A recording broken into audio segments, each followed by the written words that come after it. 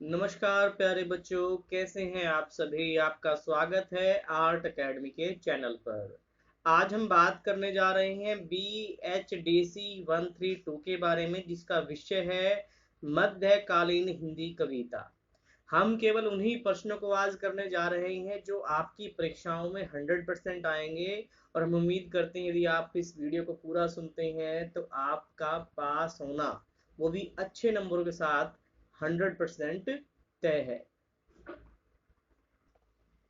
तो चलिए शुरू करते हैं। हमारा पहला प्रश्न है, भक्ति काल से आप क्या समझते हैं, इसकी मुख्य विशेषताएं क्या हैं। हिंदी साहित्य को 4 मुख्य भागों में बांटा गया है: आदि काल, भक्ति काल, रीति काल और आधुनिक काल। भक्ति काल का समय सीमा है 1350 से लेकर 1650 तक।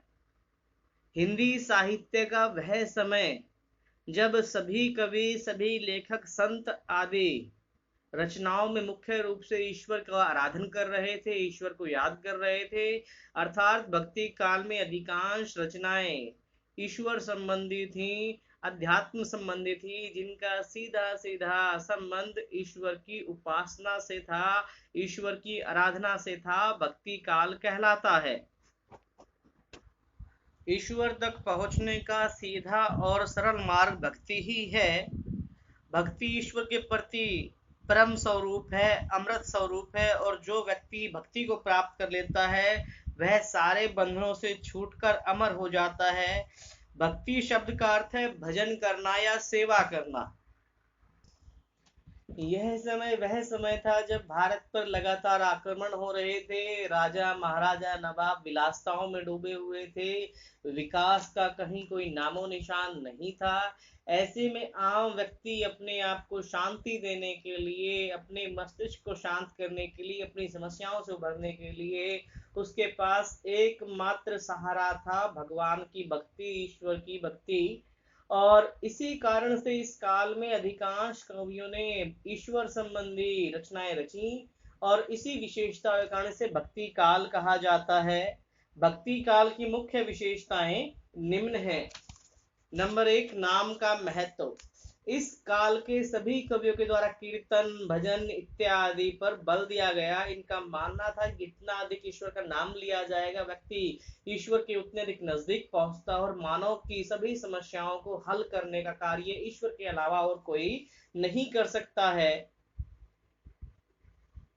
नंबर 2 है गुरु का महत्व।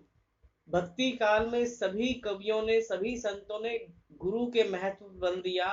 उन्होंने कहा कि एकमात्र गुरु ही है जो हर प्रकार की कठिनाइयों को दूर करने में सहायता करता है, मार्ग प्रदान करता है, आपके जीवन से अंधकार दूर करता है, आपको बताता है कि प्रकाश किस प्रकार से पाया जा सकता है। जैसे खुद कबीर कहते हैं, गुरु गोविंद दो खड़े, काके लागू पाए, बलिहारी गुरु आपनो जो गोविंद दियो बताए। अर्थात भक्त के सामने गुरु और गोविंद यानी कि ईश्वर और खुद गुरु दोनों सामने खड़े हैं, तो उसके सामने समस्या है, असमंजस है कि वो किसके पैरों को पकड़े। तो यहाँ पर कबीर जी कहते हैं कि मैं तो अपने गुरु के पैरों को पकड़ूंगा, क्योंकि गुरु ही नहीं होते, गुरु ही मार्ग नहीं दिखाते, तो मुझे ईश्वर की प्राप्ति नहीं होती। नंबर 3, भक्ति भावना की प्रधानता। भक्ति काल में जितने भी कवि हैं उन्होंने भगवान की भक्ति पर जोर दिया। उनका मानना है कि व्यक्ति को अपनी हर प्रकार की समस्याओं से बचने के लिए, उनका निराकार करने के लिए ईश्वर की भक्ति सबसे बड़ा संयम है, सबसे बड़ा उपकरण है। और उनका मानना है कि व्यक्ति को संगति छोड़कर, बुरी संगति त्याग कर अच्छी संगति प्राप्त करनी चाहिए। अच्छी संगति से व्यक्ति अपने अवगुणों को खो देता है और गुणों को प्राप्त करता है। नंबर 4, आडंबर का विरोध। इस काल के सभी कवियों और सभी संतों ने अंधविश्वासों का, पाखंड का, कुरीतियों का विरोध किया। वे सीधे सीधे ईश्वर की भक्ति पर जोर देते हैं। कबीर एक ऐसे अनुयायी हैं, एक ऐसे संत हैं जो इस बात पर बल देते हैं कि किसी प्रकार के प्रपंच में नहीं पड़ना चाहिए। जैसे वो कहते हैं, काकर पाथर जोरी के मस्जिद रही चुनाए, जाचर ऊपर बांग दे क्या बहरा हुआ खुद आए। ठीक इसी प्रकार वे हिंदुओं पर भी व्यंग करते हैं। जैसे वो कहते हैं पाथर पूजे हरि मिले तो मैं पूजू पहाड़, याते वा चाकी भली पीस खाए संसार। नंबर 5 है आत्म चेतना। इस काल के कवियों ने स्वयं की चेतना पर बल दिया है, स्वयं को जागरूक करने पर बल दिया है। उनका मानना है कि यदि व्यक्ति स्वयं को जागरूक कर लेता है तो वह ईश्वर को प्राप्त कर लेता है। नंबर 6 समाज सुधार। इस काल के सभी कवियों, सभी गुरुओं और सभी संतों के द्वारा समाज सुधार पर बल दिया। उन्होंने समाज की बुराइयों, अंधविश्वासों और स्त्रियों की समस्याओं, इन सभी को दूर करने का प्रयास किया। वो चाहते थे समाज सरल हो, समाज में किसी प्रकार की धार्मिक बुराइयां ना हो। नंबर 6 समन्वय की भावना। समन्वय का अर्थ है समाज में सभी वर्गों के बीच शांति और सहयोग और बंधुत्व की स्थापना करना। क्योंकि हमारा समाज बहुवादी है, यहाँ अनेक धर्मों और जातियों के लोग रहते हैं, संप्रदाय के लोग रहते हैं, जिनमें अक्सर द्वेष देखा जाता है। तो इस काल के कवियों ने समन्वय पर बल दिया ताकि सभी लोग मिलजुल कर आपस में भाईचारे से रहें। नंबर 7 दरबारी साहित्य का त्याग। इस काल के कवियों ने दरबारी साहित्य का त्याग किया। इस काल के सभी कवि अपने मन के मुताबिक, अपने इच्छा के मुताबिक रचनाएं रच रहे थे और इन रचनाओं का मुख्य विषय प्रेम और ईश्वर की प्राप्ति था। इसके अलावा इस काल की मुख्य सामान्य विशेषताएं हैं ईश्वर के प्रति दृढ़ आस्था। इस काल के सभी कवि ईश्वर के प्रति अपना अखंड आस्था रखते हैं। उनका मानना है कि ईश्वर सभी समस्याओं को दूर करने वाला है। नाम महिमा का वर्णन। इन कवियों का मानना है कि ईश्वर का नाम लेने मात्र से सभी समस्याएं समाप्त हो जाती हैं। गुरु के महत्व का चित्रण, अर्थात गुरु सभी अंधकारों को, सभी समस्याओं को दूर करने वाला है। माया की निंदा। इस काल के सभी कवियों और संतों के द्वारा माया की निंदा की गई है, धन की निंदा की गई। उनका मानना है कि माया ही सभी समस्याओं को उत्पन्न करती है। अगला है प्रेम भावना की प्रधानता। इस काल के कवियों ने प्रेम पर बल दिया है। प्रेम के माध्यम से समाज निर्माण होता है, प्रेम के माध्यम से सभी समस्याओं को दूर किया जा सकता है। अहंकार का त्याग। भक्ति काल के कवियों ने अपने आराध्य के गुणगान पर बल दिया है। वे हर प्रकार से अहंकार का त्याग चाहते हैं। अहंकार से ही चीजें नष्ट होती हैं, इसलिए वे पूर्णतः अहंकार का त्याग चाहते हैं। वे सामान्य मानव की स्थापना चाहते हैं जो प्रेम से परिपूर्ण हो। हमारा अगला प्रश्न है भक्ति काल के दो मुख्य भाग कौन से हैं, विस्तार से चर्चा कीजिए। भक्ति काल को दो मुख्य भागों में बांटा गया है, निर्गुण काव्य और सगुण काव्य। वे सभी कवि जो निर्गुण निराकार ब्रह्मा की उपासना करते हैं, जिनका मानना है कि ईश्वर का कोई रूप आकार नहीं है, ईश्वर तो कण कण में व्याप्त है, ईश्वर तो हर मानव मन में स्थापित है, ऐसे लोगों को, ऐसे कवियों को, ऐसे संतों को निर्गुण काव्य धारा के संत या कवि कहा गया। इसके विपरीत वे सभी कवि जिनका मानना है कि ईश्वर अवतार लेते हैं, ईश्वर का रंग रूप आकार है, ईश्वर को महसूस किया जा सकता है, ईश्वर की उपासना करके उसे पाया जा सकता है, जो ईश्वर की मूर्ति बनाकर उनकी पूजा करते हैं, अर्थात वे सभी कवि, वे सभी संत जिनका मानना है कि ईश्वर का रूप और आकार है और वे उसे अपना आराध्य मानकर उसकी पूजा करते हैं, तो ऐसे कवियों को सगुण काव्य धारा के अंतर्गत रखा जाता है। निर्गुण काव्य धारा के दो मार्ग हैं, संत काव्य और सूफी काव्य। इसी प्रकार से सगुण काव्य धारा के दो भाग हैं, राम काव्य और कृष्ण काव्य। तो चलिए बात करते हैं निर्गुण काव्य की सामान्य विशेषताओं की। निर्गुण काव्य की सामान्य विशेषताएं हैं निर्गुण ब्रह्मा में विश्वास। संत कवियों के द्वारा निर्गुण निराकार ब्रह्मा की उपासना की जाती है। उनका मानना है कि ईश्वर का कोई रूप आकार नहीं है और वह धरती, इस संसार, इस आकाश के कण कण में व्याप्त है और हम संसार के किसी भी कोने में जाएं, ईश्वर हमें हर स्वरूप में दिखाई देता है। ईश्वर की स्थिति कण कण में स्थापित है। नंबर 2 है रूढ़िवाद और मिथ्या आडंबरों का विरोध। संत कवि या निर्गुण कवि रूढ़िवाद का, अंधविश्वास का, मूर्ति पूजा का और पाखंडों का विरोध करते हैं। वे मूर्ति पूजा, व्रत, तीर्थ, रोजा आदि विश्वास नहीं करते हैं और कबीर तो खासकर मूर्ति पूजा का विरोध करते हैं। इन्होंने धर्म के नाम पर जो आडंबर फैलाए गए हैं उनका विरोध किया है। उनका मानना है कि इन पाखंड के नाम से केवल लोगों को बेवकूफ बनाया जाता है। ये पाखंड वास्तव में धर्म को जटिल बनाते हैं, धर्म के मूल भाव को नष्ट करते हैं। नंबर 3, जाति पाति का विरोध। ज्ञान मार्गी कवि या निर्गुण कवि जाति पाति विश्वास नहीं रखते। उनका मानना है कि ईश्वर सभी के लिए है और वो प्रत्येक मानव, प्रत्येक जीव के हृदय में विराजमान है। वे ईश्वर को सबसे सर्वोच्च मानते हैं और ईश्वर की दृष्टि में सभी मानव बराबर हैं, कोई किसी से बड़ा या छोटा नहीं है, कोई अमीर गरीब नहीं है। कबीर स्वयं कहते हैं, जाति पाति पूछे नहीं कोई, हरि को भजे सो हरि को होई। नंबर 4, गुरु का महत्व। संत कवियों के द्वारा, निर्गुण कवियों के द्वारा गुरु का अत्यधिक महत्व दिया गया है। उनका मानना है कि गुरु हमारे लिए बहुत आवश्यक है। गुरु साधना में सच्चा मार्गदर्शी है। वह हमारे सभी अंधकारों, सभी समस्याओं को दूर करके हमारे मार्ग को प्रकाशमय करता है और बिना गुरु के ईश्वर की प्राप्ति नहीं हो सकती है। नंबर 5, नारी के प्रति दृष्टिकोण। संत कवि या निर्गुण कवि नारी के प्रति उपेक्षा रखते हैं। वे नारी की कामनी मानकर निंदा करते हैं। उनका मानना है कि नारी जो है समाधि में या साधना में एक तरह की अवरोध है, एक तरह की समस्या है, वह साधना में बाधक सिद्ध होती है। उन्होंने नारी को कई प्रकार से निंदा किया है। जैसे कबीर कहते हैं, नारी की झाई परत अंधा होत भुजंग, कबीरा तिनकी कौन गति नित नारी के संग। नंबर 6, रहस्यवाद।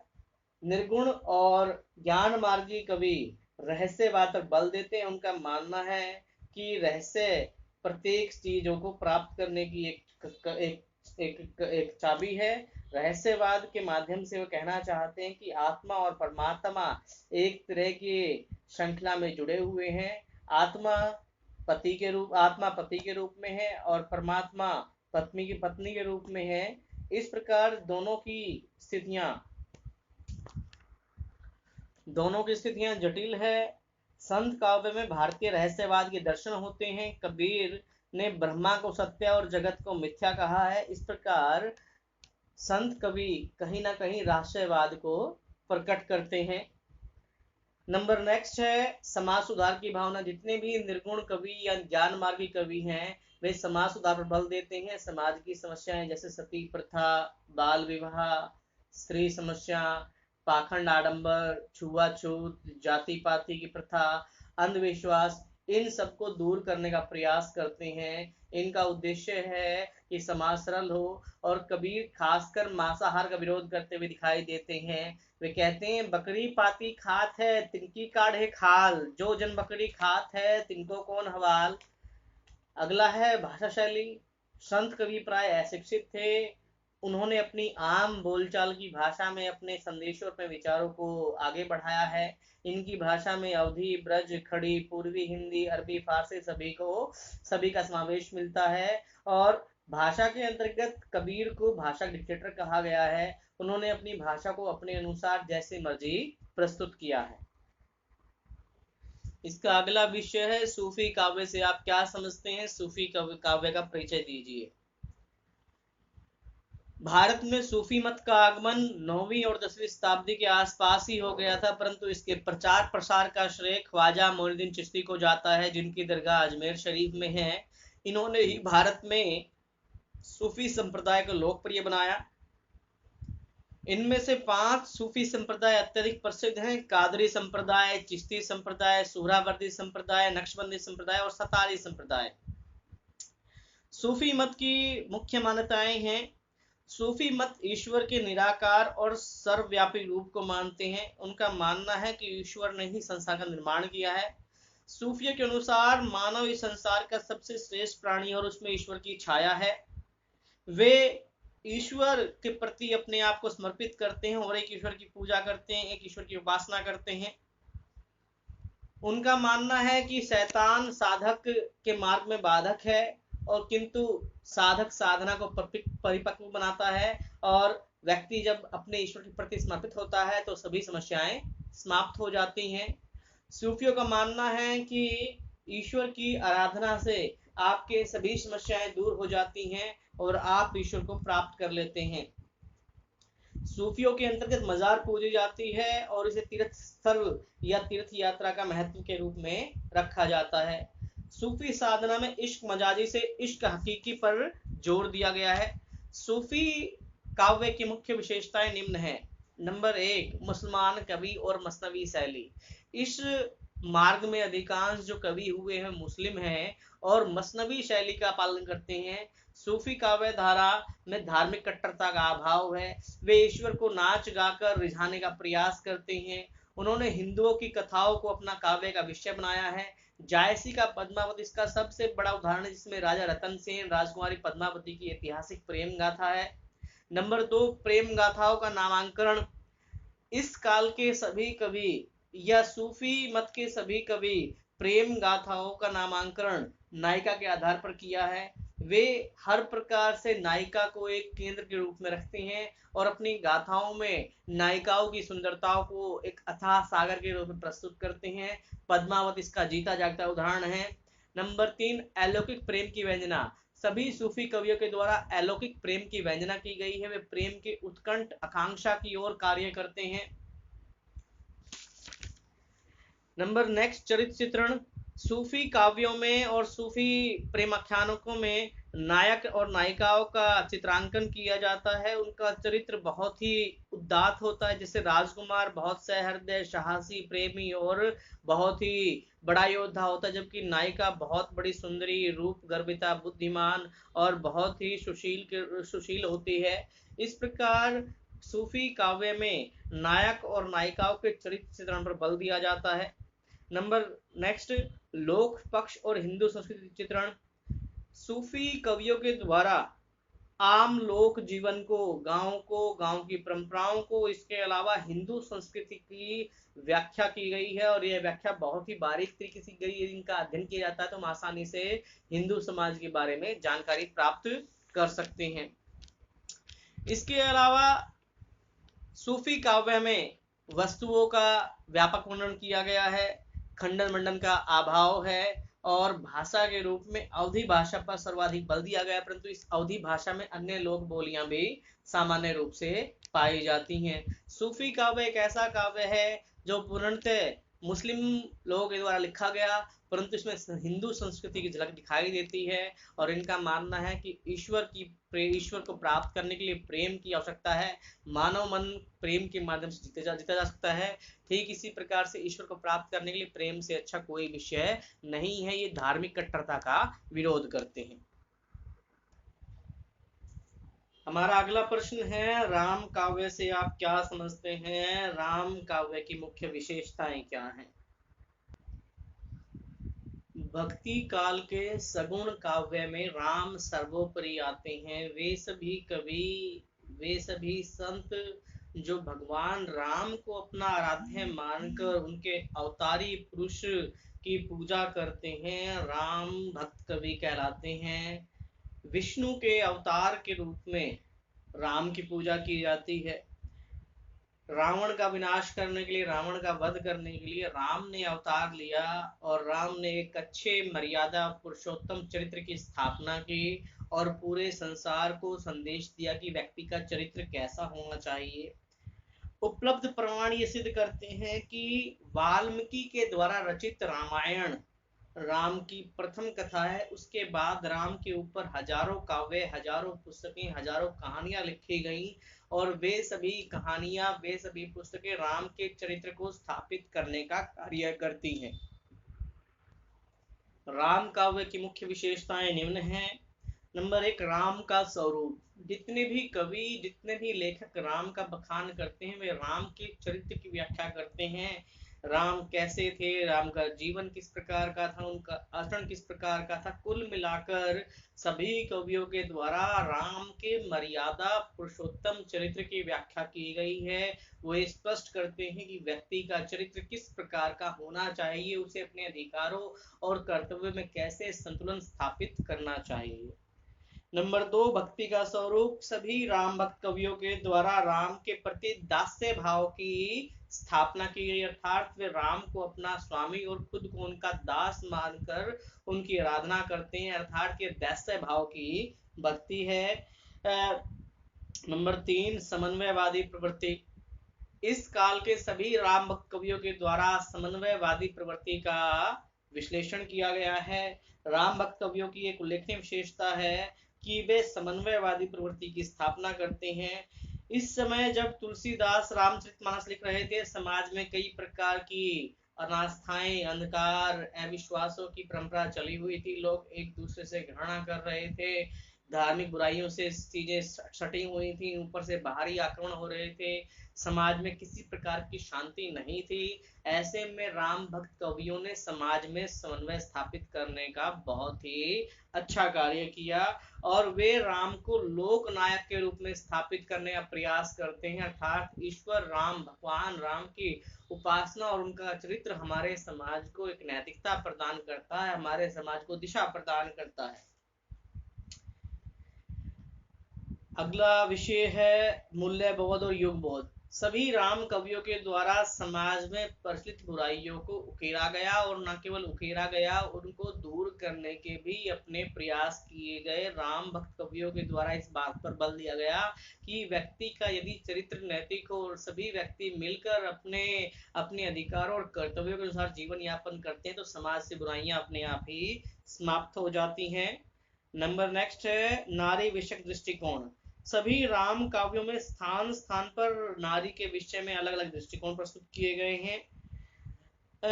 सभी कवियों के द्वारा प्राय नारी के प्रति सामान्य दृष्टि है, परंतु जहां तक देखा गया है नारी के विषय की उपेक्षा की गई है। वे नारी को एक समस्या के रूप में, नारी को एक बाधा के रूप में प्रस्तुत करते हैं। जैसे भगवान श्री राम के परम उपासक तुलसीदास जी का मानना है, ढोल गवार शूद्र पशु और नारी ये सब ताड़न के अधिकारी।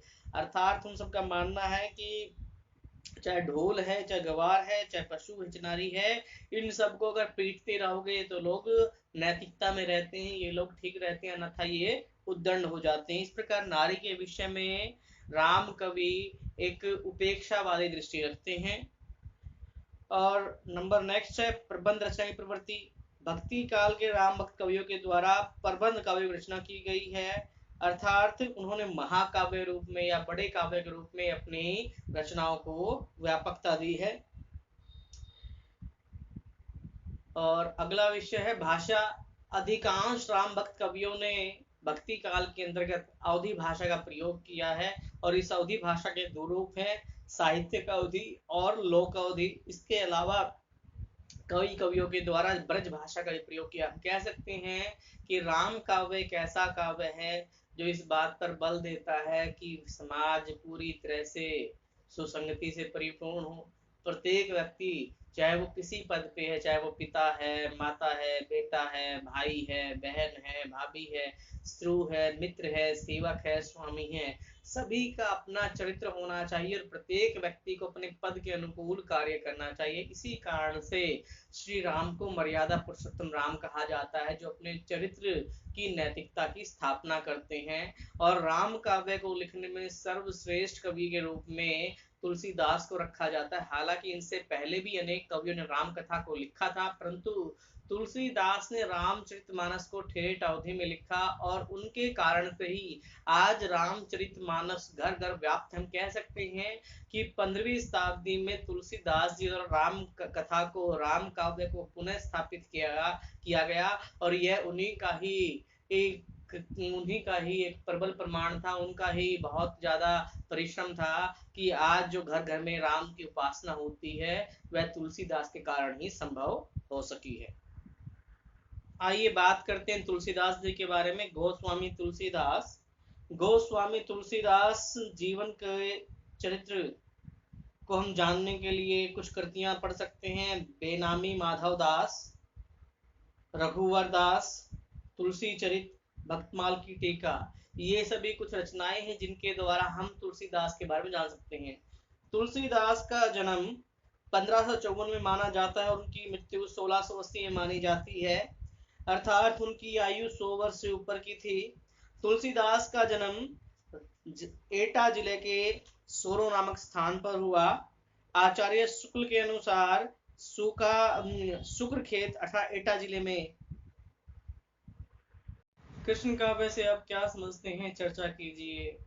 भक्ति काल में सगुण काव्य के अंतर्गत सर्वाधिक चर्चित और प्रसिद्ध होने वाले रूप में भगवान श्री कृष्ण को रखा जाता है। भगवान श्री कृष्ण विष्णु के अवतार माने जाते हैं और कंस का और दुष्टों का विनाश करने के लिए भगवान श्री कृष्ण ने इस धरती पर अवतार लिया था।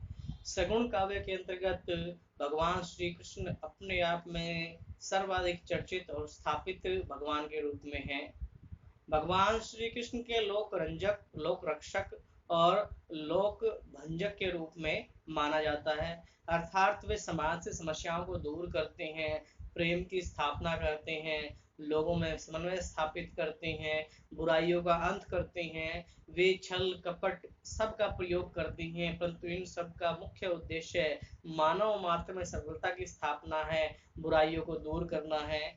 श्री कृष्ण काव्य परंपरा के अंतर्गत सबसे प्रसिद्ध कवि श्री सूरदास जी हैं और सूरदास जी के द्वारा भगवान श्री कृष्ण के हर रूपों की व्याख्या की गई है। इन रूपों में उनकी बाल लीलाएं, उनकी प्रेम लीलाएं, इन सभी को शामिल किया जाता है।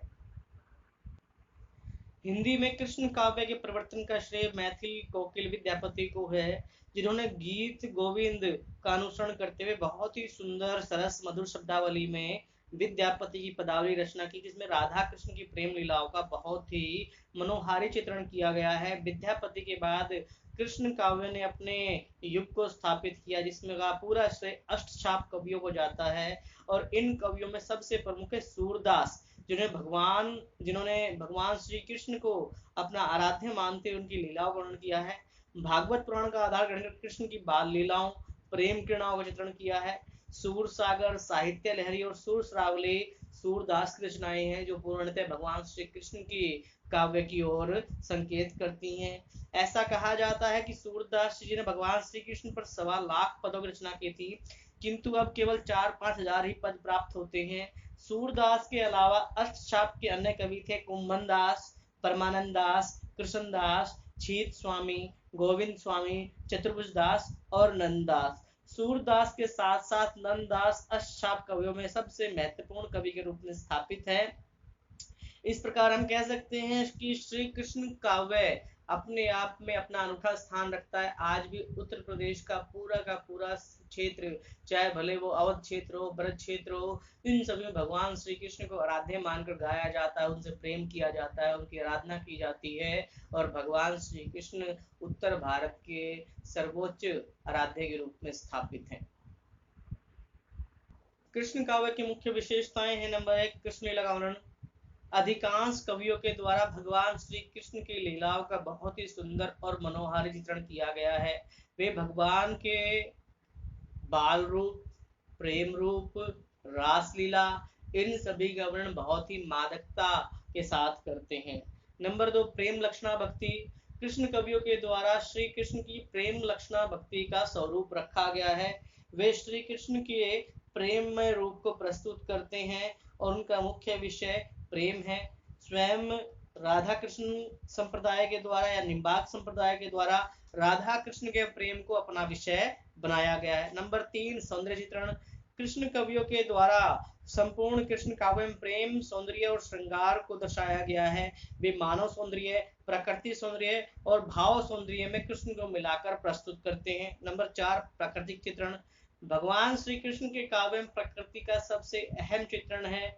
उनके साथ यमुना का तट, गोकुल की प्रकृति, गोवर्धन पर्वत और आसपास के जितने भी प्रकृति के आलम्बन है, उन सभी को कवियों ने कृष्ण के साथ जोड़कर प्रस्तुत किया है। रस योजना। कृष्ण काल के कवियों ने विशेष रूप से रसों का ध्यान रखा है। उन्होंने कृष्ण की बाल लीलाओं का, प्रणय क्रीड़ाओं का चित्रण किया है, जिसमें वात्सल्य और श्रृंगार रस की प्रधानता है। भाषा शैली। कृष्ण काव्य का संपूर्ण क्षेत्र ब्रज भाषा से रचा और बसा है। भाषा की दृष्टि से श्री कृष्ण काव्य के अंतर्गत ब्रज भाषा अपना अनूठा स्थान रखती है, अर्थात उनके काव्य को प्रस्तुत करने के लिए कवियों ने ब्रज भाषा का सर्वाधिक उपयोग किया है। हालांकि बहुत सा काव्य हमें अवधी भाषा में उपलब्ध है, परंतु श्री कृष्ण काव्य को यदि हमें पढ़ना है तो ब्रज भाषा उनकी सबसे अनूठी और सबसे स्थापित भाषा है, जो श्री कृष्ण के सूक्ष्म से सूक्ष्म रूप को प्रस्तुत करती है। श्री कृष्ण काव्य के अंतर्गत सूरदास का परिचय दीजिए। सूरदास और भगवान श्री कृष्ण एक ही सिक्के के दो पहलू हैं। यदि हम कृष्ण काव्य की बात करते हैं तो सूरदास अपने आप ही अपना स्थान बना लेते हैं। सूरदास श्री कृष्ण काव्य धारा के सबसे बड़े कवि हैं। इनको श्री कृष्ण काव्य धारा का प्रतिनिधि कवि माना जाता है। इनका जन्म दिल्ली के निकट सीही के शाश्वत ब्राह्मण परिवार में हुआ था। वार्ता ग्रंथों के अनुसार 1509 में इनकी भेंट वल्लभाचार्य से हुई थी और वल्लभाचार्य ने इन्हें अपना शिष्य बना लिया और शिष्य बनाने के बाद ही इन्हें अपने साथ ले आए। ऐसा कहा जाता है कि वे जन्म से अंधे थे या बाद में अंधे हुए, इसके विषय में विवाद है। इनका जन्म 1478 में हुआ और इनकी मृत्यु 1583 में हुई। और इनकी 3 प्रसिद्ध रचनाएं हैं, सूर सागर, सूर सरावली और साहित्य लहरी। साहित्य लहरी के एक पद में सूरदास ने स्वयं स्वीकार किया है कि वे पृथ्वीराज रासों के रचयिता चंद्रप्रदाय के वंशज थे। और सूरदास अपने पदों में विनय और दास्य भाव के पद में लिखा करते थे, परंतु वल्लभाचार्य की आज्ञा से उन्होंने गायन पदों को लिखना शुरू किया। उन्होंने भगवान श्री कृष्ण के जन्म से लेकर उनके संपूर्ण युवा अवस्था तक की स्थितियों को प्रकट किया है। सूरदास ब्रज भाषा के प्रथम सशक्त कवि हैं और उनकी रचना बहुत ही मधुर और बहुत ही काव्यपूर्ण है। उनकी रचनाएं इतनी ज्यादा सशक्त हैं कि आज तक कोई भी कवि श्री कृष्ण के बारे में इतना सूक्ष्म चित्रण नहीं कर सका है। सूरदास की भक्ति पद्धति का मेरुदंड पुष्टि मार्ग है। ईश्वर के अनुग्रह पर भरोसा रखकर भक्त सब कुछ छोड़कर भगवान की शरण में अपने आप को छोड़ देता है, अर्थात जो कुछ करेगा भगवान करेगा, ईश्वर करेगा, और भक्त अपने आप को ईश्वर के सहारे छोड़ देता है। भ्रमर गीत सूर सागर का सर्वाधिक मर्म स्पर्शी और वाग्विद्यपूर्ण अंश है, जिनमें गोपियां बहुत ही प्रेम से, बहुत ही विनम्रता से अपने आप को मनोहार करती हैं और प्रश्न करती हैं उद्धव से। भ्रमर गीत के अंतर्गत उनके हृदय की पवित्रता, निश्चलता, अन्यता और श्री कृष्ण के प्रति प्रेम स्पष्ट दिखाई देता है। और भ्रमर गीत बहुत ही मर्मस्पर्शी काव्य रचना है। और जहां तक सूरदास का प्रश्न है, सूरदास एक ऐसे कवि के रूप में स्थापित जिन्होंने अपना संपूर्ण जीवन कृष्ण को समर्पित कर दिया। वे अपनी मृत्यु तक लगातार कृष्ण काव्य में लगातार रचनाशील रहे और उनके जाने के बाद भी आज भी जितने मंदिर और जितने भी आश्रम हैं वहाँ श्री कृष्ण की जितनी भी चीजें हैं, भगवान श्री कृष्ण की जितने भी काव्य हैं वो कहीं ना कहीं सूरदास के द्वारा ही रचित हैं और सूरदास का वर्णन आज भी श्री कृष्ण के साथ होता है। हमारा अगला प्रश्न है, कबीर कौन थे? कबीर संत काव्य के प्रतिनिधि कवि हैं। कबीर एक ऐसे कवि, एक ऐसे संत के रूप में स्थापित हैं जिन्होंने एक दिशा दी, समाज सुधार दिया और लोगों को लोगों से जोड़ने का प्रयास किया। बीजक नाम से उनकी रचनाओं का संकलन उनके शिष्य धर्मदास के द्वारा किया गया, जिसके 3 भाग हैं, साखी, सबद और रैमनी। कबीर का जन्म 1398 में और मृत्यु 1518 में हुई। कबीर जाति के जुलाहे थे, काशी में रहते थे तथा रामानंद उनके गुरु थे। कबीर की पत्नी का नाम लोई और पुत्र का नाम कमाल और पुत्री का नाम कमाली था। उनकी कविताओं में उपदेशों की और समाज सुधार की प्रवृत्ति है और रहस्य भावना है और प्रतीकों का प्रयोग उनकी भाषा में है। कबीर एक प्रकार से संत कम और समाज सुधारक ज्यादा थे। उन्होंने अपने प्रत्येक पद में, प्रत्येक दोहे में कहीं ना कहीं समाज को एक संदेश दिया है कि समाज से समस्याओं को कैसे दूर किया जाए, समाज को सरल कैसे बनाया जाए। कबीर भगत और कवि बाद में थे, समाज सुधारक पहले थे। उनकी कविता में अनुभूति की सच्चाई है, अभिव्यक्ति का खरापन है। वे समाज में व्याप्त रूढ़ियों, अंधविश्वासों, पाखंडों का खंडन करते हैं और हिंदुओं और मुसलमानों को बराबर फटकारते हैं।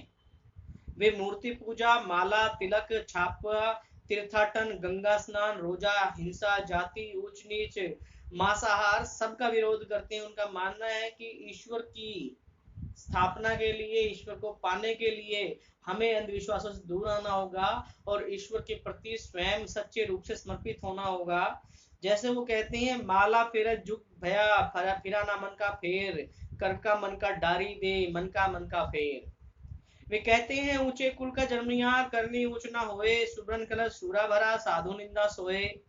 वे कहते हैं पहाड़ पूजे पहाड़, हरी मिले तो मैं पूजू पहाड़, यानी पहाड़ पूजे हरी मिले तो मैं पूजू पहाड़।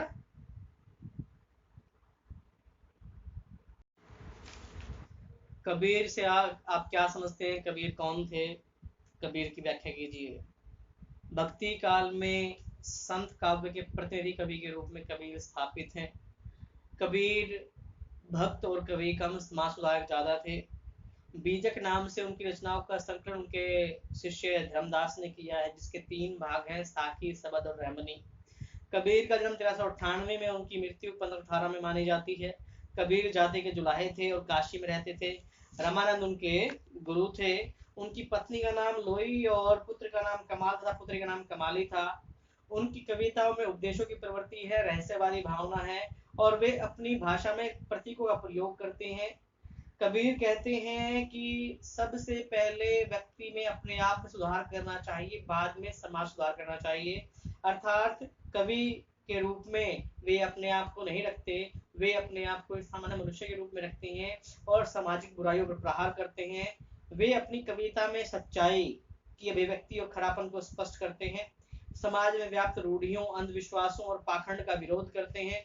उनका मानना है कि हिंदू और मुसलमान दोनों ही धार्मिक रूप से अंधविश्वासों में फंसे हुए हैं। वे मूर्ति पूजा, माला, तिलक, तीर्थाटन, गंगा स्नान, रोजा, हिंसा, जाति प्रथा, मांसाहार, ऊंच नीच की भावना का खंडन करते हैं। वे कहते हैं माला फेर जुग भया, फिरा ना मन का फेर, कर का मन का डारी दे, मन का फेर।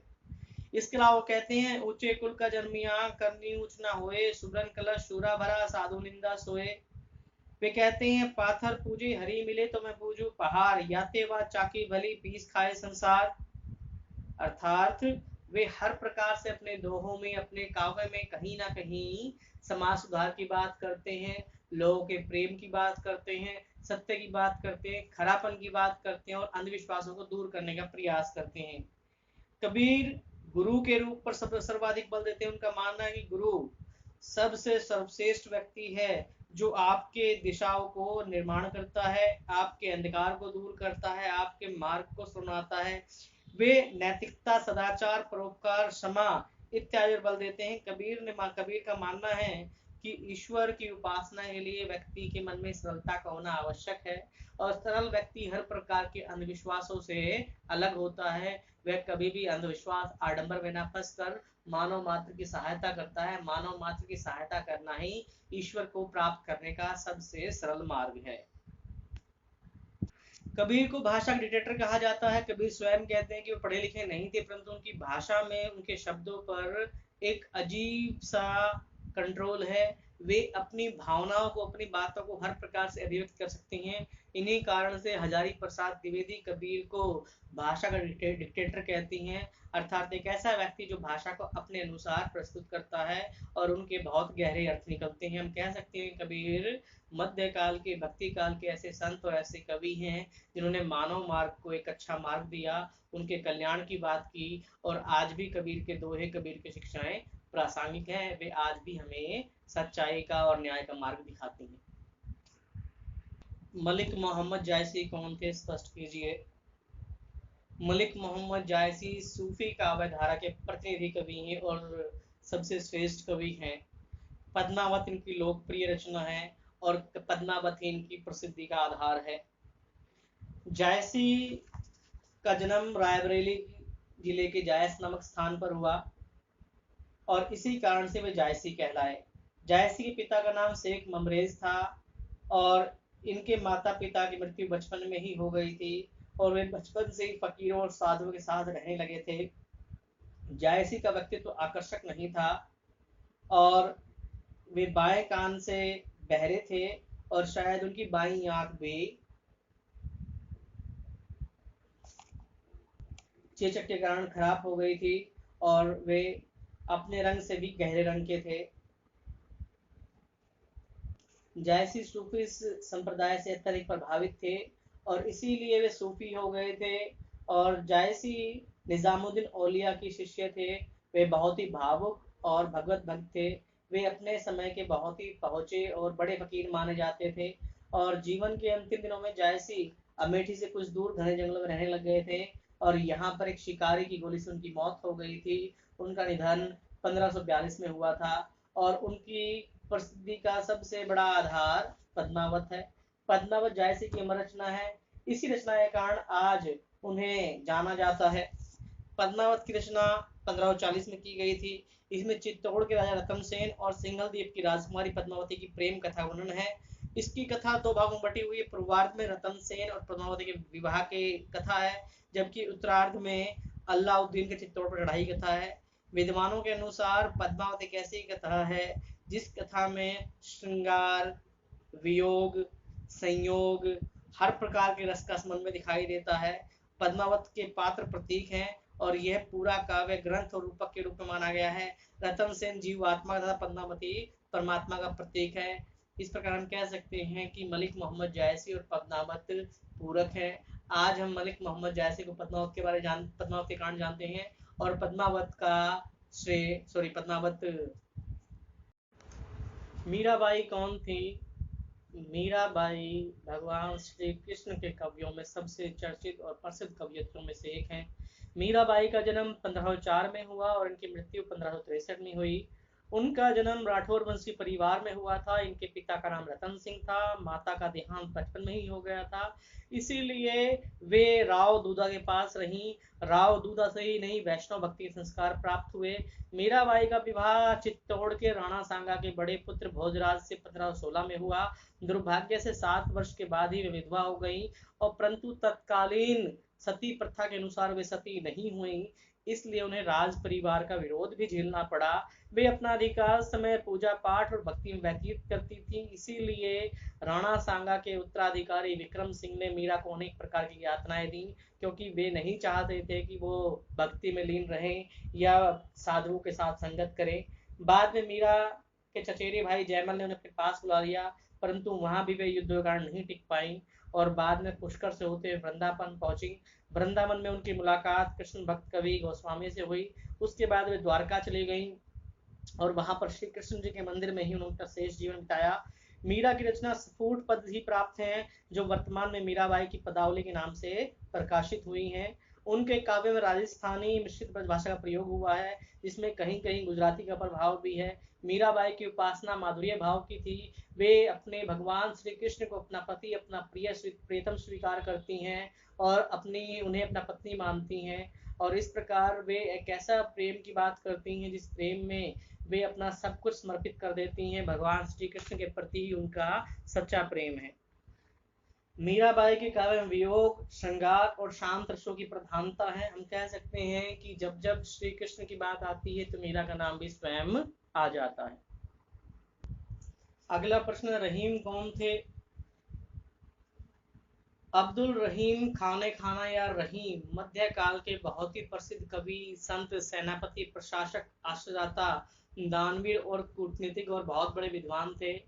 वे भारतीय सामाजिक संस्कृति के आराधक थे। उन्होंने अपना संपूर्ण जीवन एक कवि के रूप में या एक संत के रूप में व्यतीत किया। वे जन्म से मुसलमान होते हुए भी हिंदू जीवन के अंतर्मन में बैठे हुए थे। उनका बहुत ही विशाल हृदय था। वे हिंदू देवी देवताओं, पर्वों, धार्मिक मान्यताओं को स्वीकार करते हैं और उन्होंने अपना पूरा जीवन ईमानदारी के साथ जिया और हिंदू जीवन को भारतीय जीवन का यथार्थ मानते रहे। रहीम ने अपने काव्य में रामायण, महाभारत, पुराण, गीता जैसे ग्रंथों को स्पष्ट करने का प्रयास किया है। रहीम का जन्म 1556 में हुआ था।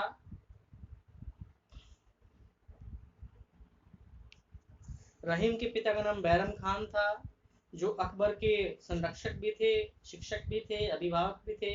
बैरम खान खाने खाना की उपाधि सम्मानित थे और वे अकबर के बहुत ही नजदीक थे।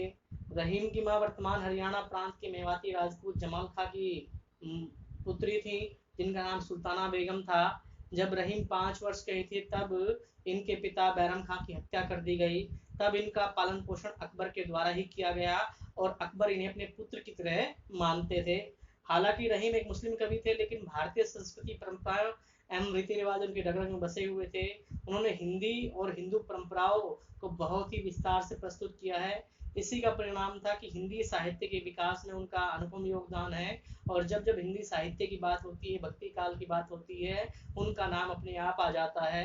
रहीम एक बहुत ही अच्छे कवि और संत के रूप में स्थापित हैं। रहीम की महत्वपूर्ण 6 कृतियां हैं: दोहावली, नगर शोभा, भैरव नायिका भेद, भक्ति परक बरबह, श्रृंगार सौराठा और मदनाष्टक। इसके अलावा कुछ फुटकर ग्रंथ और फुटकर पद भी हैं, परंतु इनकी 2 कृतियां वाकियात बावरी और फारसी दीवान के विषय बहुत ही महत्वपूर्ण हैं। रहीम ने अपना सारा जीवन बहुत ही ईमानदारी और निष्ठा के साथ जिया। उन्होंने समाज सुधार का प्रयास किया। वे समाज की सरलता को स्थापित करना चाहते थे। जैसे उनके कुछ दोहे हैं, जैसे रहीम के कुछ दोहे हैं: रहीमन धागा प्रेम का मत तोड़ो चटकाए, टूटे ते फिर ना जुड़े, जुड़े गांठ पर ही जाए। तरवर फल नहीं खात है, सरवर पिए ना पान, कहीं रहीम प्रकाश हित संपत्ति से सही सुजान। खैर खून खासी खुशी बैर प्रीति मत पान, रहीमन दाबे ना दबे जानत सकल जहान। पावस देख रहीम मन कोयल साधे मौन, अब दादुर भक्ता भय हमको पूछत कौन।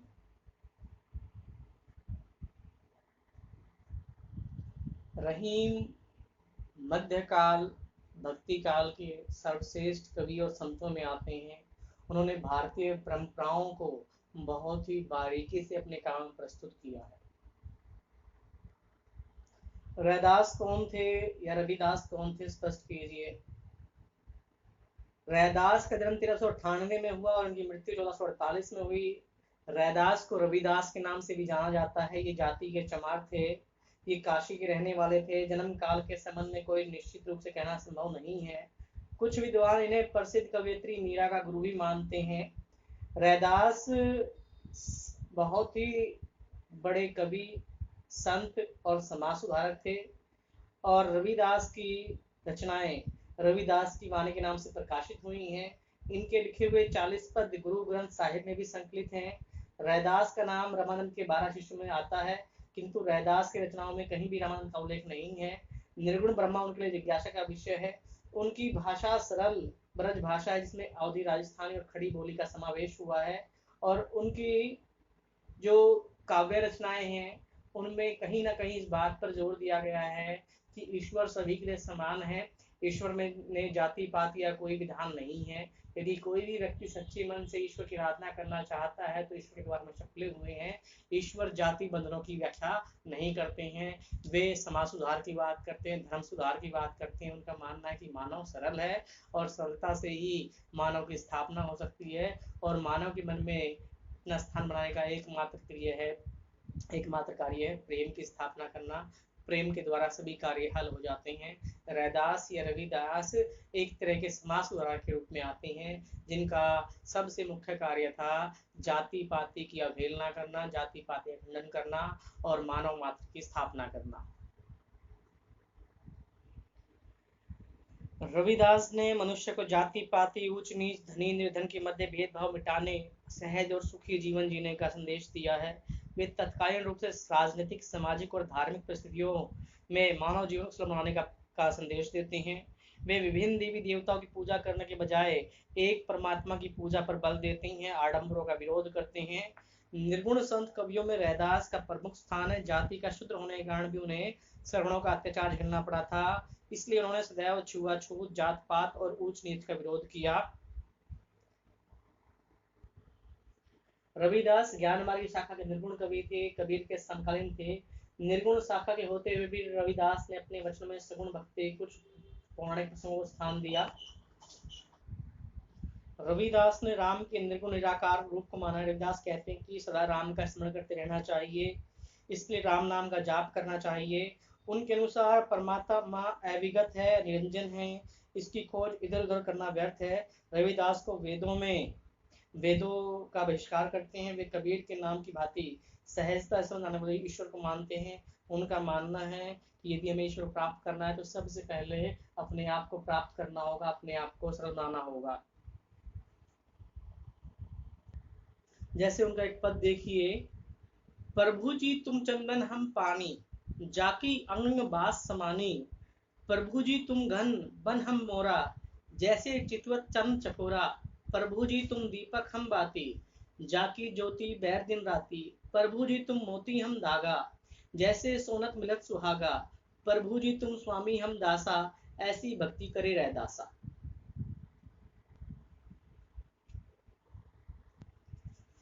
गुरु रविदास जी जिन्हें सदगुरु रविदास जी के नाम से भी जाना जाता है, महान संतों में अग्रणी थे। इन्होंने अपनी रचनाओं के माध्यम से भारत में स्थापित पाखंडवाद, आडंबरवाद, अंधविश्वास को खत्म करने में अहम भूमिका निभाई। हम कह सकते हैं रविदास जी संत काव्य के शिरोमणि कवि हैं, जिन्होंने समाज से बुराइयों को दूर करने में अपनी अहम भूमिका निभाई।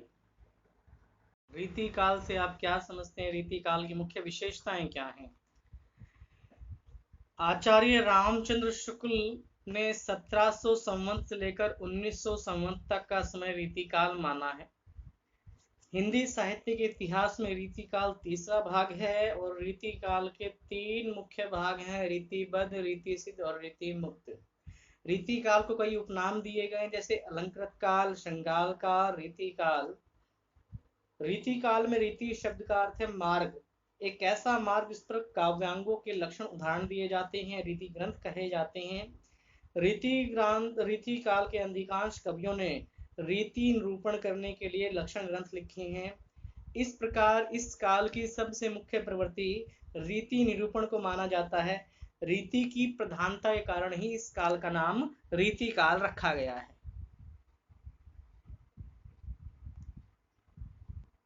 रीति काल की मुख्य विशेषताएं हैं। नंबर 1, लक्षण ग्रंथों की रचना। रीति काल के अधिकांश कवियों ने लक्षण ग्रंथों की रचना की है। इन ग्रंथों में संस्कृत काव्य शास्त्र की परंपरा पर हिंदी में रस, अलंकार, नायिका भेद और लक्षण इत्यादि को प्रस्तुत किया गया है। नंबर 2, श्रृंगार रस की प्रधानता। रीति काल के अधिकांश कवियों ने श्रृंगार वर्णन में रुचि ली है। वे रीतिबद्ध, रीतिसिद्ध और रीति मुक्त कवियों का प्रधान वर्णन विषय श्रृंगार ही रहा है।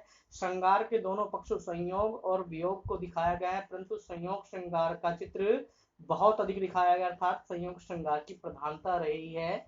रीति काल के कवियों ने इतने महीन और बारीक तरीके से श्रृंगार के दोनों ही पक्षों को, यानी कि संयोग और वियोग को प्रदर्शित किया है कि उसको पढ़ने मात्र से हमें श्रृंगार की महीनता का आभास हो जाता है। नंबर 3, नारी संबंधी दृष्टिकोण। इस युग के कवियों ने नारी को विशेष महत्व दिया है, परंतु उन्होंने नारी के मासल रूप को ही महत्व दिया है। वे नारी के अंगों की, सिर से लेके पैर के नाखून तक को वो अपने काव्य का विषय बनाते हैं। वे नारी के एक एक अंग की सुंदरता का बखान करते हैं। वे नारी को भोग विलास की वस्तु मानते हैं। वे नारी को आकर्षक के रूप में प्रस्तुत करते हैं और उसके द्वारा अपने मन की पिपाशा को शांत करने का प्रयास करते हैं। अर्थात वे नारी को श्रृंगार और कामुक बनाकर प्रस्तुत करते हैं और उनका एकमात्र उद्देश्य है नारी के सौंदर्य का रसपान करना। नंबर 4, प्राकृतिक वर्णन। रीति काल के सभी कवियों नारी की सुंदरता को प्रस्तुत करने के लिए प्रकृति का सहारा लिया है। वे प्रकृति के सभी रूपों जैसे सर्दी, गर्मी, बसंत, वर्षा, इन सभी प्रयोग करते हैं। साथ ही साथ वे प्रकृति के भौगोलिक रूप जैसे पेड़, लता, नदी, पहाड़, यमुना, गंगा, उनके आसपास के तट, इन सभी का प्रयोग करते हैं ताकि वह प्रेम और सौंदर्य में प्रकृति को मिलाकर प्रस्तुत करते हैं, जिससे काव्य रचना और विशिष्ट और सुंदर हो जाती है। नंबर नेक्स्ट, आश्रयदाताओं की प्रशंसा। इस काल के अधिकांश कवि किसी राजा, नवाब या शासक के यहाँ आश्रय में रहते थे, इसीलिए इस काल के कवियों ने अपने आश्रयदाताओं की भरपूर प्रशंसा की है। वे अपने राजाओं को प्रश्न करने के लिए एक से एक रचनाएं रचते थे और उन रचनाओं के माध्यम से अपने राजा का प्रेम और राजा के प्रति सम्मान प्राप्त करने का प्रयास करते थे। नंबर नेक्स्ट, चमत्कार प्रदर्शन। रीतिकाल कवियों के द्वारा पांडित्य प्रदर्शन का प्रयास किया गया है। उन्होंने अनेक प्रकार से अपनी कविताओं में, अपनी रचनाओं में चमत्कार को दिखाने का प्रयास किया है। बिहारी के काव्य में ज्योतिष, पुराण, आयुर्वेद, गणित, कामशास्त्र, नीति, चित्रकला इत्यादि अनेक विषय का समाविष्ट है। अर्थात इस काल के कवियों के द्वारा चमत्कार और ज्ञान को दिखाने का प्रयास किया गया है। नेक्स्ट है भक्ति और नीति। इस काल के कवियों ने अपने काव्य में भक्ति और नीति दोनों का ही संतुलन प्रस्तुत किया है। श्रृंगार हालांकि इस काल का सबसे मुख्य अंग था, परंतु श्रृंगार के साथ साथ भक्ति और नीति संबंधी पदों का भी भरपूर प्रदर्शन किया गया है। ब्रज भाषा का प्रयोग। रीतिकालीन कवियों ने ब्रज भाषा में काव्य रचना की है। रीति काल में केवल ब्रज के कवियों ने ही ब्रज भाषा में रचना नहीं की, बल्कि जो कवि ब्रज क्षेत्र से नहीं थे उन्होंने भी ब्रज भाषा का प्रयोग किया है। स्पष्ट है कि रीति काल तक आते आते ब्रज भाषा की व्यापक भाषा बन चुकी थी और रीतिकालीन ब्रज भाषा अपने शब्द सौष्ठव, अनुप्रासिकता, मधुरता और पद ललित के कारण काव्य भाषा के रूप में सबसे उत्तम भाषा थी। तो इस काल के कवियों ने बिना किसी लाग लपेट के ब्रज भाषा को अपना स्थान दिया है और ब्रज भाषा में काव्य करने का प्रयास किया है। इस प्रकार हम कह सकते हैं कि रीति काल हिंदी साहित्य का तीसरा पड़ाव है और इसके तीनों ही काल यानी कि रीतिबद्ध, रीतिसिद्ध और रीतिमुक्त श्रृंगार से ओतप्रोत कविताओं को प्रस्तुत करते हैं।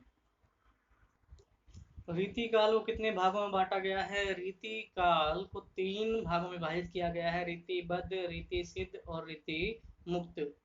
वे सभी कवि जो रीति के बंधनों से बंधे हुए थे, जो अपने आप को आचार्य और कवि एक साथ मानते थे, जिन्होंने काव्य के साथ साथ लक्षण ग्रंथों की रचना की थी ताकि वे अपने शिष्यों को शिक्षा दे सकें, उन्हें व्याकरण की जानकारी दे सकें।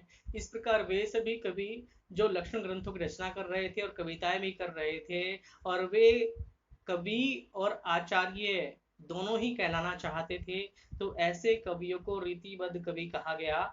रीतिबद्ध कवियों में चिंतामणि, मतीराम, देव, जसवंत सिंह, कुलपति मिश्र, मंडन, सुरति मिश्र, सोमनाथ, भिखारीदास, रघुनाथ, प्रताप सिंह आदि शामिल हैं। रीति सिद्ध कवि वे सभी कवि जो व्याकरण से परिचित थे और अपने काव्य में व्याकरण का भरपूर प्रयोग कर रहे थे, परंतु इनकी आकांक्षा आचार्य बनने की नहीं थी, वे शुद्ध कविताएं कर रहे थे और वे रीति में पारंगत थे, परंतु वे किसी प्रकार के लक्षण ग्रंथों की रचना करना नहीं चाहते थे, उनकी इच्छा आचार्य बनने की नहीं थी, तो ऐसे कवियों को रीति सिद्ध कवि कहा गया। बिहारी इस धारा के सर्वश्रेष्ठ कवि हैं। उनका एकमात्र ग्रंथ बिहारी सतसई है। उन्होंने रीति का इसमें पूरा प्रयोग किया है।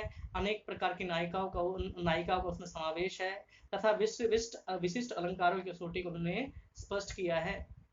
हालांकि उन्होंने किसी प्रकार के लक्षण ग्रंथों को रचने का प्रयास नहीं किया है। तीसरा भाग है रीति मुक्त कवि। वे सभी कवि जो ना तो आचार्य बनना चाहते थे और ना ही कवि बनना चाहते थे। उन्होंने अपने सामान्य जीवन में किसी से प्रेम किया था, उस प्रेम में उन्हें धोखा मिला था, प्रेम की पीड़ प्राप्त हुई थी और वे ना चाहते भी अपने मानव मन के विषय को प्रस्तुत कर रहे थे। इस प्रकार वे सभी कवि जो अपने अंतर मन के दर्द को कविताएं बनाकर प्रस्तुत कर रहे थे, अपने दर्द को प्रकट कर रहे थे, जिनका उद्देश्य कविता करना नहीं था, परंतु वे इस दर्द से पीड़ित थे, अपने दर्द से उभरने के लिए कविताओं को प्रस्तुत कर रहे थे, ऐसे कवियों को रीति मुक्त कवि कहा गया। अर्थात वे कवि जो ना तो कवि थे और ना ही आचार्य थे, परंतु उन्होंने अपने निजी जीवन के प्रेम के दुख को कविताओं में प्रस्तुत किया, रीति मुक्त कवि कहलाए। इन्होंने काव्यांग निरूपण करने वाले ग्रंथों की रचना नहीं की। इन्होंने अपने मुक्त भाव से अपने मन के दर्द और अपने मन की वेदना को कविताओं में प्रकट किया और रीति मुक्त कवियों को ही रीति काल का सर्वश्रेष्ठ कवि और सर्वश्रेष्ठ विषय माना जाता है। बिहारी कौन थे, स्पष्ट कीजिए। बिहारी रीति काल के सर्वश्रेष्ठ कवि हैं, जिनका जन्म 1595 में ग्वालियर में हुआ था। बिहारी का एकमात्र ग्रंथ है जिसका नाम है बिहारी सतसई, जिसकी रचना 1662 में हुई थी। इनका जन्म संपन्न परिवार में हुआ था और इनकी मृत्यु 1663 में हुई थी। बिहारी ने कोई लक्षण ग्रंथ नहीं लिखा, परंतु उन्हें रीति शास्त्र की बहुत अच्छी जानकारी थी और इसका पूरा उपयोग उन्होंने अपने सतसई ग्रंथ में किया है। बिहारी की ख्याति का मूल आधार उनका एकमात्र ग्रंथ बिहारी सतसई है, जिसमें कुल 713 दोहे हैं। इस ग्रंथ का निर्माण गाथा सप्तशती, अमरूक शतक, आर्य सप्तशती प्रेरणा से हुआ था। बिहारी जयपुर के राजा जयसिंह के दरबारी कवि थे। कहा जाता है कि जिस समय बिहारी जयपुर में पहुंचे उस समय राजा जयसिंह अपनी छोटी रानी के प्रेम में इतनी आसक्त थे कि राजकाज छोड़कर अपनी रानी के प्रेम में डूबे रहते थे। उस समय बिहारी ने एक दोहा लिखकर उनके पास भेजा, नाही पराग नाही मधु नाही विकास ये काल, अली कली सो बंधियो आगे कौन हवाल। दोहे में एक व्यंग्य था जिससे राजा जय सिंह ने तुरंत समझ लिया और वहां से बाहर निकल आए, अपने राजकाज को संभाल लिया। तब से बिहारी का मान बहुत बढ़ गया। राजा ने उन्हें ऐसे ही सरस दोहराने का निर्देश दिया और उन्हें प्रत्येक दोहे के बदले एक सोने की असफी मिलती थी। बिहारी सतसई मूलतः श्रृंगार रस से ओतप्रोत एक मुक्तक काव्य है, जिसमें प्रत्येक दोहा हिंदी साहित्य का एक रत्न माना जाता है। बिहारी सतसई की 50 टीकाएं लिखी गई हैं, जिनमें 4-5 टीकाएं बहुत प्रसिद्ध हैं। इनके नाम है कृष्ण कवि की टीका, हरिप्रकाश टीका, लल्लू जी लाल की लाल चंद्रिका, सरदार कवि की टीका, सुरती मिश्र की टीका। इसके अलावा बिहारी नामक ग्रंथ में पंडित अंबिकादास व्यास ने भी बहुत अच्छा प्रदर्शन किया है। बिहारी रिक्ति काल के सबसे महत्वपूर्ण कवि है। इनके बारे में कहा गया है कि बिहारी गागर में सागर भरते हैं। इस प्रकार बिहारी के दोहे ऐसे दोहे हैं जो हर प्रकार के विषयों में अपना महत्व रखते हैं। बिहारी के द्वारा उन दोहों में अपने भाव को रखा गया है जो मानव मन को जोड़ते हैं, उसकी वास्तविकता को व्यक्त करते हैं। इस प्रकार बिहारी को रीति काल का सर्वश्रेष्ठ कवि माना जाता है। घनानंद कौन थे, स्पष्ट कीजिए। घनानंद रीति मुक्त धारा के श्रृंगारी कवि हैं। इनका जन्म 1689 में हुआ था और इनकी मृत्यु 1739 में हुई थी। ये दिल्ली के बादशाह मोहम्मद शाह के यहाँ मीर मुंशी थे और जाति के कायस्थ थे। इनको सुजान नामक वैश्य से प्रेम हो गया था और सुजान ने इन्हें धोखा दे दिया था। उसके पश्चात इन्होंने बहुत ही सुंदर तरीके से अपने दर्द को कविताओं में व्यक्त किया था और इनकी प्रेमिका सुजान के माध्यम से ही इन्हें इनकी प्रेरणा प्राप्त हुई थी। घनानंद कौन थे? घनानंद रीति मुक्त धारा के श्रृंगारी कवि हैं। इनका जन्म 1689 में हुआ और इनकी मृत्यु 1739 में हुई। ये दिल्ली के बादशाह मोहम्मद शाह के यहाँ मीर मुंशी थे और जाते कायस्थ थे। इनको सुजान नामक वैश्य से प्रेम हो गया था और उसी के प्रेम में धोखा मिलने के बाद ये पूर्णतः एक ऐसे कवि बने जिन्होंने अपने दर्द को काव्य के माध्यम से प्रकट किया। घनानंद प्रकृति के प्रेमी कवि थे। उनका प्रेम रीतिकालीन भोगवत प्रवृत्ति का प्रेम नहीं था। इनके प्रेम में सहानुभूत, प्रकृति, रूढ़ी और बंधनों से मुक्ति का प्रेम था।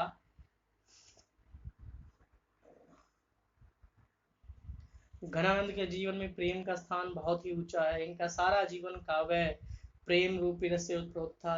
इनका प्रेम सामान्य नहीं था, उदात्त, परंतु फिर भी वे वायवी नहीं है, शरीरी है। उन्होंने अपने जीवन में सुजान से प्रेम किया, परंतु क्योंकि सुजान एक वेश्या थी, वो किसी एक जगह नहीं ठहरती थी और वहां से धोखा मिलने के बाद इन्होंने अपने संपूर्ण प्रेम को काव्य के रूप में प्रस्तुत किया। उनके प्रेम को पढ़ने मात्र से प्रेम की उदात्तता का हमें पता लग जाता है। इन्होंने प्रेम को एक कठिन मार्ग बताया है और उस पर चलना बहुत ही कठिन है और इस प्रकार वे अपने प्रेम पर मरने मिटने के लिए तैयार हैं। वे प्रेम को बहुत ही बारीक और बहुत ही सहृदय मानते हैं। उनका मानना है कि जो व्यक्ति प्रेम को प्राप्त कर लेता है वह जीवन की सभी मुश्किलों को पर अपनी विजय प्राप्त कर लेता है। वह प्रेम के माध्यम से सब कुछ पाना चाहते हैं। वे लौकिक प्रेम के द्वारा अलौकिक प्रेम को पाने की बात भी करते हैं।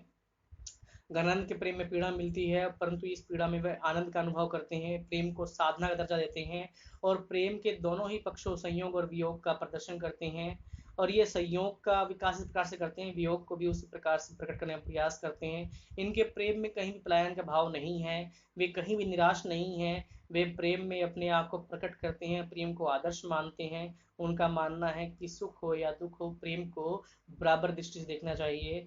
इस प्रकार घनानंद एक ऐसे कवि हैं जो रीति काल की मुक्ति धारा कवि में आते हैं और उन्होंने प्रेम के उदात्त दृष्टि को प्रकट किया है, परंतु इस उदात्त दृष्टि में कहीं ना कहीं वो पीड़ा को व्यक्त करते हैं और यह पीड़ा उनकी वास्तविक पीड़ा है। और रीति काल का प्रेम, रीति मुक्त काल का प्रेम वास्तविक प्रेम को व्यक्त करता है और रीति मुक्त की धारा के कवि प्रेम के वास्तविक रूप को प्रकट करते हैं। तो प्यारे बच्चों, आज के लिए इतना ही। हम आशा करते हैं कि सभी प्रश्न आपके विषय में आएंगे और आप अवश्य ही उत्तीर्ण हो जाएंगे। धन्यवाद।